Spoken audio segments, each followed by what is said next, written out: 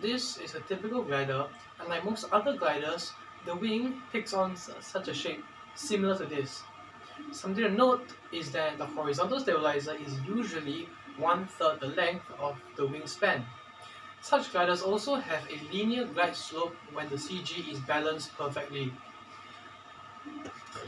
Let's take a look at this plane. This is called the 3-disc plane, and it's one of my original designs. Something very peculiar about this plane is that the wing is actually split into two parts, left and right. Now that would mean that lift is produced in two separate places. Not only that, my tail section, which is the horizontal stabilizer, is the same size as one of my wings. So that should constitute to a very weird flying characteristic, shouldn't it? Let's find out. No. Oh, it's perfect. Nothing much. So what you just saw was the flight footage of the 3-disc plane. And indeed, despite its peculiar design, it does have rather good glide characteristics. And this is due to various reasons. One of them being that we use lighter material for the tail, and that would mean we need lesser material on the nose to balance out the center of gravity. Another factor is that we have a larger disc. That would mean it will produce more lift and hence a sustained glide. First off, we'll be needing a metal 30cm ruler, a nose plier, a right angle ruler, a protractor, and a compass. We'll also be needing a penknife along with new blades, a pen, a marker, and since this build involves balsa wood, we'll be needing sandpaper as well. And the glue of choice for this entire build will be U-Hu-Por. To go deeper into these tools, we need new penknife blades because it will allow us to cut through the 10mm EPP a lot easier. It will also make the cut a lot cleaner. For those who have the package, this is what should be inside. Two 10mm EPP circles for the rings, one 3mm Depron circle for the elevator, one 3mm Depron for the rudder, and a 5cm long 1mm piano wire. It should also include a piece of balsa wood that is the fuselage and the wing spar. The next step to this build is to make the polyhedrals for the wings and then cut out the fuselage and wing spars and maybe a bit of sanding. So let's get what you want to do. Take your ruler and your marker and draw a line that cuts through the center of the circle, like so. Then, to be more accurate, use a right angle ruler and draw a perpendicular line, like so.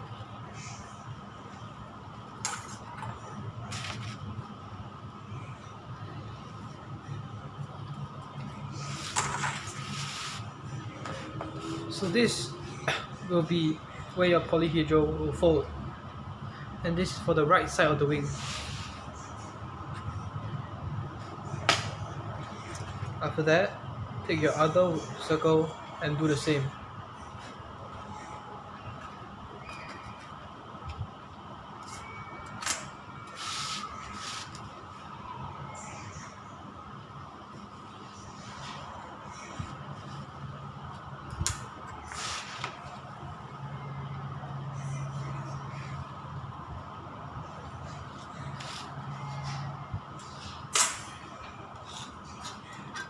After that, take a protractor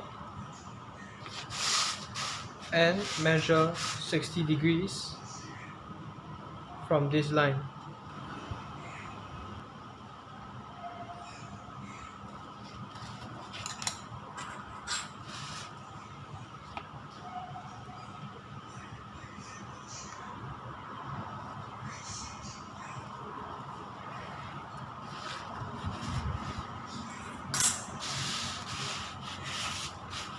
Repeat the same on the right wing.